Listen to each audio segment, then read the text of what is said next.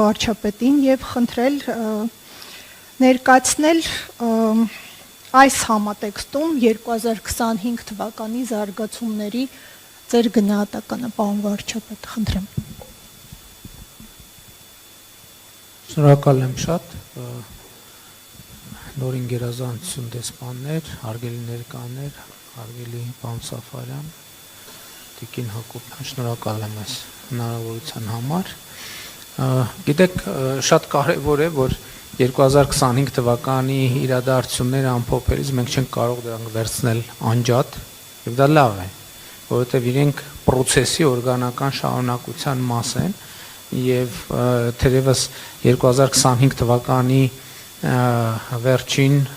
մեզ կամ 26 թվականի սկզբին մենք հասկանալիորեն ունենք այն տպավորությունը, որ 25 թվականին կուլմինացիան է տեղի ունեցել եւ դա դրական կուլմինացիա է, բայց իրականում process-ները ցույց են տալիս, որ դրական կուլմինացիաները դեռ առջևում են եւ այս առումով ես 2025 թվական չի առանձնացնի, չնայած ես ինքս էլ ամանորյա ուղերձում առանձնացրել եմ, որովհետև ուղերձը 25 թվականի մասին էր եւ բայց մյուս կողմից նույնիսկ այնտեղ ես ասացի, որ 24 թվականի իրադարձությունները 25 թվականի իրադարձությունները հիմա արդեն 26 թվականի իրադարձությունների մասին կարող ենք խոսել,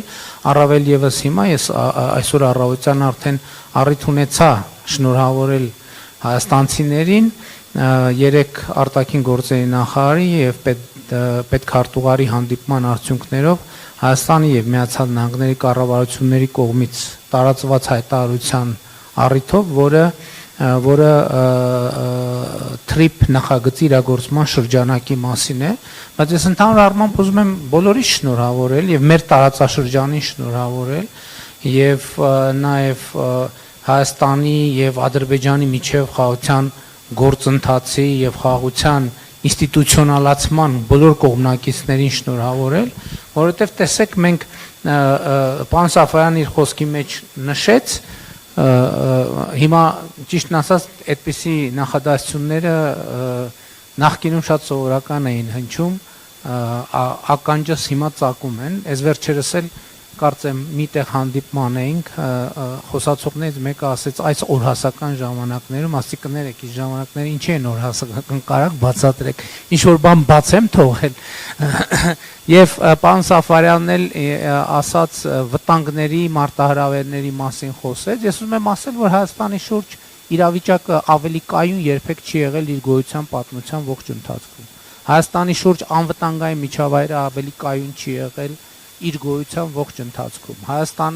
Հայաստանին սպառնացող վտանգները 2026 թվականի հունվարի 14-ի առավոտյան ժամը 08:00-ի դրությամբ, ուրեմն Հայաստանը երբեք ավելի պակաս սպառնալի, առավել անվտանգ, առավել կայուն միջավայրում չի եղել։ Ես սա ուզում եմ արձանագրել եւ իհարկե սրանում դեր ունեն այն բոլոր process-ները, որ տեղի են ունեցել եւ նաեւ գիշերը տարածված մեր ժամով գիշերը այնտեղ կեսօրին է տեղի ունեցել ամեն ինչ եւ ամբողջությամբ միջավայրը փոխում են։ Ես ուզում եմ նաեւ Միացյալ Նահանգներին շնորհավորել, Եվրամիությանը շնորհավորել, որովհետեւ այս ամեն ինչ շատ մեծ հնարավորություններ է բացում։ Մեր տարածաշրջանին արդեն ասցի ընդհանուր առմամբ, բայց ուզում եմ նաեւ ընդգծել, որ այս բոլոր իրադարձությունները ի վերջո ո՞րն է իրադարձությունների մեկնարկի կետը։ Այս իրադարձությունների մեկնարկի կետը 2022 թվականի հոկտեմբերի 6-ն է, երբ որ Եվրոպական քաղաքական համայնքի առաջին ոնց որ գագաթաժողովի ընթացքում քառակողմ հանդիպման ընթացքում ընդունվեց հայտնի հայտարարությունը, որտեղ Հայաստանը եւ Ադրբեջանը արձանագրեցին Ալմաթայի հռչակագրի հիման վրա միմյանց տարածքային ամբողջականությունը եւ ինքնիշխանությունը ճանաչելու սկզբունքը։ Սա շատ կարևոր արձանագրում էր եւ ամեն ինչը սկսել է այդ կետից, որովհետեւ հենց այդ կետից է process-ը դրվել մի այնպիսի բանաձևի մեջ, որ անխուսափելիորեն իհարկե տարբեր սցենարներ կարող էին լինել, կարող էր նաեւ 2023 թվականի Ղարաբաղի իրադարձությունները կարող էին տեղի չունենալ, բայց դա ուրիշ հարց է, դրա պատճառների մասին ես խոսել եմ, բայց ուզում եմ ընդգծել նաև այս process-ի հիմքում ուզում եմ ընդգծել նաև Եվրամիության նախագահ Մակրոնի դերն եմ ուզում ընդգծել, Եվրամիության խորհրդի նախագահի դեր Եվրամիության, որտեղ դրանից հետո շատ կարևոր մի բան տեղի ունեցավ։ Հայաստանում տեղակայվեց Եվրոպական միության քաղաքացիական կարճաժամկետ առաքելությունը, որը հետո դարձավ երկարաժամկետ առաքելություն։ Սա ես ուզում եմ, որ մենք այս իրադարձությունը հավուր պատշաճ չի գնահատենք, որովհետև դա որոշակի տարածություն բացեց Հայաստանի Հանրապետության համար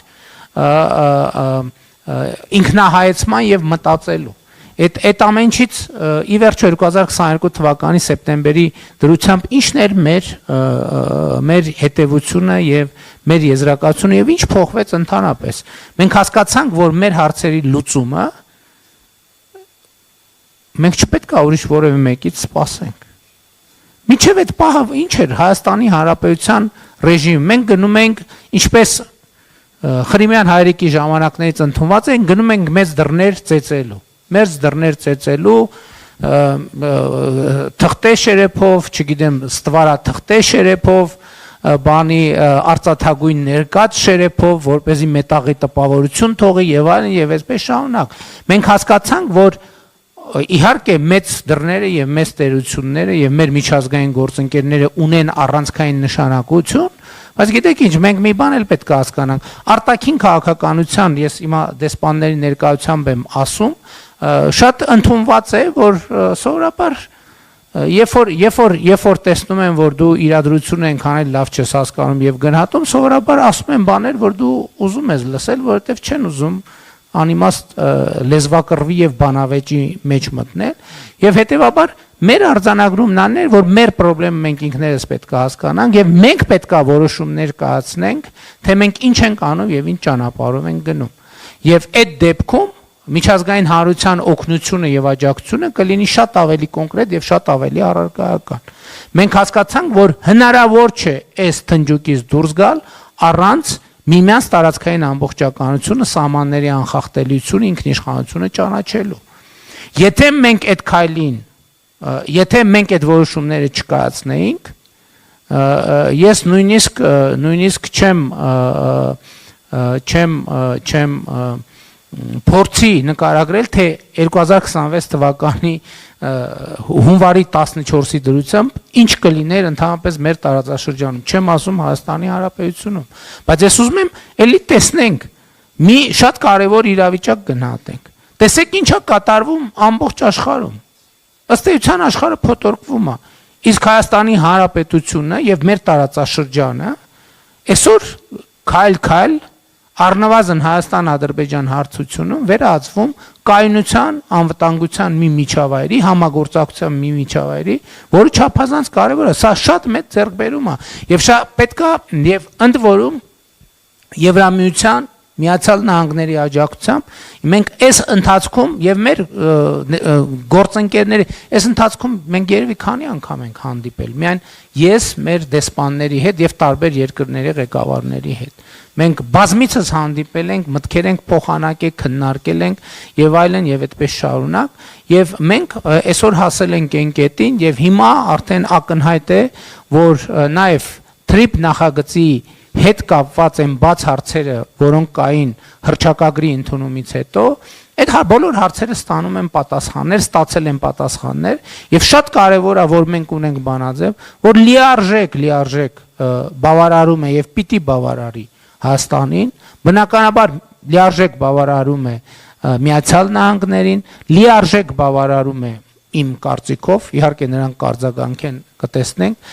Ադրբեջանին եւ ըստ էության սրանով կանաչ լույս է վառվում տարածաշրջանում երկարատև եւ կայուն խաղաղություն հաստատելու գործին։ Իհարկե եւս մեկ անգամ ուզում եմ մեր գործընկերների ներդրումը ընդգծել Միացյալ Նահանգների նախագահ Դոնալդ Տրամպի դերը, որի անձնական հետաքրքրվածությունը եւ անձնական ներգրավվածությունը իհարկե անկասկած ունի եւ ունեցավ վճռորոշ նշանակություն եւ հիմա մեզ արդեն հարկավոր է մտածել հետագա քայլերի մասին, որոնք են հետագա քայլերը։ Հիմա այդ ակնհայտ է, որ դեպի հիմա մեր տարածաշրջան ներհոսելու են մեծ ներդրումներ եւ մեծ փողեր, եւ դա շատ լավ նորություն է։ Ակնհայտ է, թե ինչ գործողություններում եւ ինչպես պետք է ներգրավված լինեն Ամերիկայի Միացյալ Նահանգները։ Ես կարծում եմ, որ այո, Եվրամիության մեր գործընկերների հետ պետք է մանրամասն քննարկենք նաեւ Եվրամիության ներգրավվածության ձևաչափերը եւ կոնկրետ նախագծերը։ Մենք շատ շահագրգռված ենք դրանում։ Գիտեք, հիմա տրամաբանությունն այն է, որ հաջորդիվ մենք պետք է զարգացում ունենանք Հայաստան-Թուրքիա հարթության վրա, եւ մենք հույս ունենք, որ այն process-ները, որոնք տրամաբանորեն եւ քաղաքական երխոհության մակարդակով լուծվել են, դրանք նաեւ գետնի վրա կունենան իրենց արտահայտությունը, եւ սա իսկապես նույնիսկ անհավատալի եւ աներևակայելի մի պոզիտիվ միջավայր է, որում մենք հայտնվել ենք, ինչը չի նշանակում իհարկե, որ բոլոր հարցերը լուծված են, բայց բոլոր հարցերի լուծման բոլոր բանաձևերը ըստ էության արդեն որոշված են։ Առաջիկայում շատ կարեւոր է, որ մենք նախ հայտարարություն այսօրվա կամ երեկվա մի շատ մեծ եւ շատ կարեւոր անկյունակար է Հայաստանի եւ Ադրբեջանի միջեւ հաստատված խաղաղությունը ինստիտուցիոնալ դարձնելու ճանապարհին, սահմանազատման հանձնաժողովներն են աշխատում եւ գիտեք, նաեւ էլ եկեք արձանագրենք, մենք առաջ ենք ընթանում շատ ավելի մեծ տեմպերով, քան ի սկզբանե կարող ենք ենթադրել, որովհետեւ երբ որ մենք Վաշինգտոնի հռչակագրում արձանագրում էինք տարածաշրջանի կապուղիների բացումը Հայաստանի Հանրապետության համար, այդ թվում Ադրբեջանի հիմնական մասի եւ Նախճեվանի ինքնավար հանրապետության միջև կապի ապահովումը Հայաստանի Հանրապետության համար փոխադարձ առավելություններով, եւ մենք ենթադրում ենք, որ Հայաստանը պիտի երկաթուղային կապ ստանա արտաքին աշխարհի հետ, եւ դա տեղի ունեցավ, կարծում եմ, շատ ավելի վաղ, քան Հայաստանի եւ միջազգային հանրությունը սպասում էին։ Այսօր արդեն Հայաստան-Ադրբեջան երկկողմ առևտրի դրսևորումները տեղի ունեցան շատ ավելի վաղ, քան Հայաստանի եւ միջազգային հանրությունը սպասում էր, գուցե նաեւ Ադրբեջանը։ Ես երեք առիթ ունեցա խոսելու, տեսեք, 2018 թվականից մենք ինչքան ենք աշխատել, ինչքան ենք չարչարվել մենաշնորհները հաղթահարելու ուղղությամբ։ Եվ մենք այնպես չի, որ այո, հաղթահարել ենք մենաշնորհելը եւ շուկաները դե յուրե բաց են եղել բոլորի համար։ Այս ընթացքում այո, բենզինի ներկրում էլ է եղել եւ այլն եւ այդպես շարունակ, այսինքն ընդլայնվել է շուկան, բայց մեզ այդպես էլ չէր հաջողվել այն մենաշնորհները, որոնց մի ծայրը Հայաստանում էր, մի ծայրը Հայաստանից դուրս, մեզ չէր հաջողվել այդ մենաշնորհերի այդ խնդիրները լուծել։ Եվ հիմա մեր բոլորի առաջ բենզինի եւ դիզվառելիքի շուկայում հաստատված տասնամյակների մենաշնորհելը, այդ բանի խաղաթղթերի տնակի նման ուղղակի մեր աչքի առաջ քանդվում են։ Մեր աչքի առաջ քանդվում են եւ բնականաբար այդ բոլոր ընկերությունները տասնամյակների հիմա վերջին հուսահատ ճիքերն են գործադրում եւ մեծ ներդրումներ են անում հակա-արշավ իրենց մենաշնորհային դիրքը հայրենասիրական բանի տակ, հայրենասիրական կարգախոսների ներքո պաշտպանելու համար։ Մինչդեռ երբ որ Հայաստանի սպառողները տասնամյակներով 10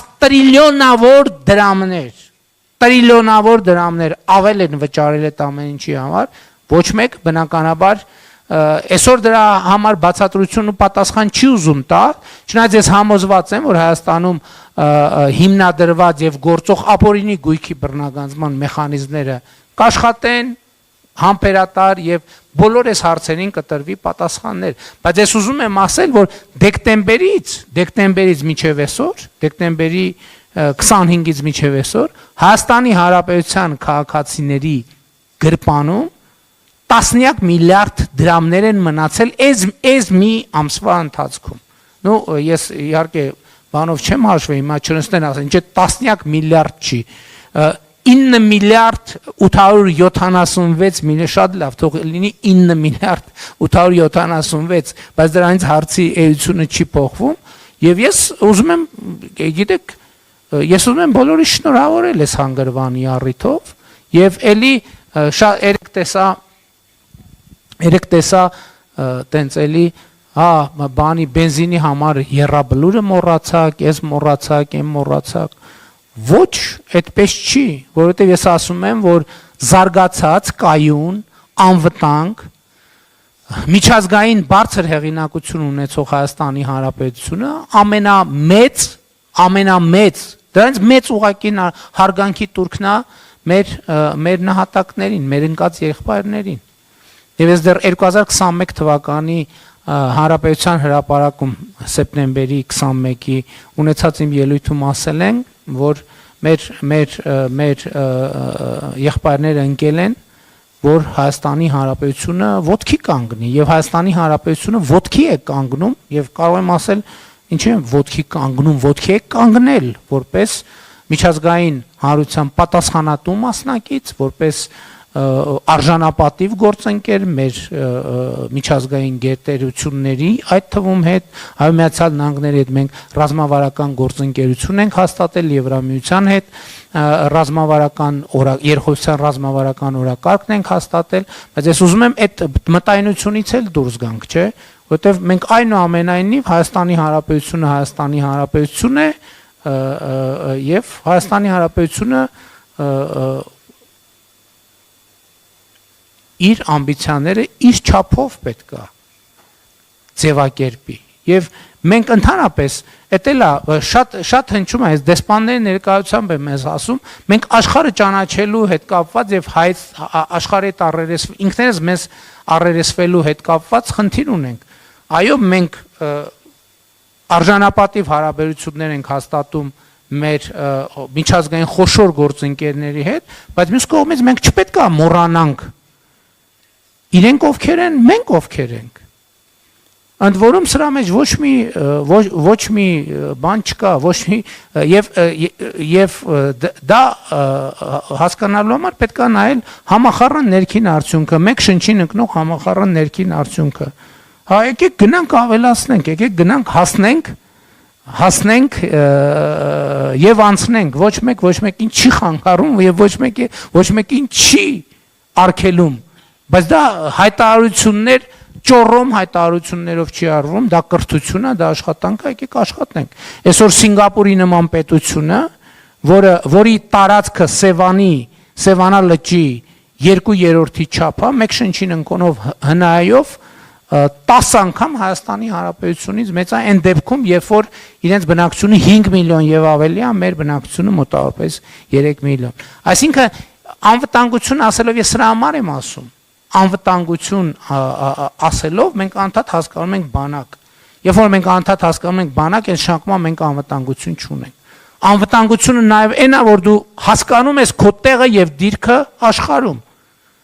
Դու հասկանում ես աշխարհում ապրելու եւ գործելու կանոնները եւ հետևում ես այդ կանոններին։ Դու գիտես լինել հարգալից եւ գիտես նաև հարգանք ներշնչել ինքս քեզ նկատմամբ, բայց հարգանք ներշնչելը ուրիշների օձիքները հավաքելով չի լինում։ Այլև միջազգային հարաբերություններում դիրքավորվելով պատասխանատու, մաքսիմալ համեստ, որովհետև համեստությունը ոչ մեկին չի վնասում։ Այդ թվում Հայաստանի Հանրապետությանը մենք ինքներս մենք պետք է հաշիվ տանք, որ համեստությունը ոչ մեկին չի վնասել եւ չի վնասում։ Ընդհակառակը օգնում է, որպեսզի մենք ավելի օբյեկտիվ, հանդարտ, հանգիստ ճանաչենք աշխարհը եւ մեր միջավայրը եւ կայացնենք մեզ համար անհրաժեշտ որոշումներ, որոնք միայն մենք կարող ենք կայացնել։ Եվ եթե այդ որոշումները լինեն իմ նշած տրամաբանության շրջանակում, մենք կտեսնենք շատ ուժեղ աջակցություն միջազգային հանրության կողմից եւ ես այն չեմ ասում, ես ասում եմ, որ այս ամեն ինչ որ մենք այսօր ունենք, դա այդ ինքնահայեցման այդ թվում արդյունք է եւ ես կրկին ուզում եմ մեր բոլոր միջազգային գործընկերներին շնորհակալություն հայտնել այսօրվա հանգրվանին հասնելու իրենց մեզ ցուցաբերած աջակցության համար։ Շնորհակալ եմ։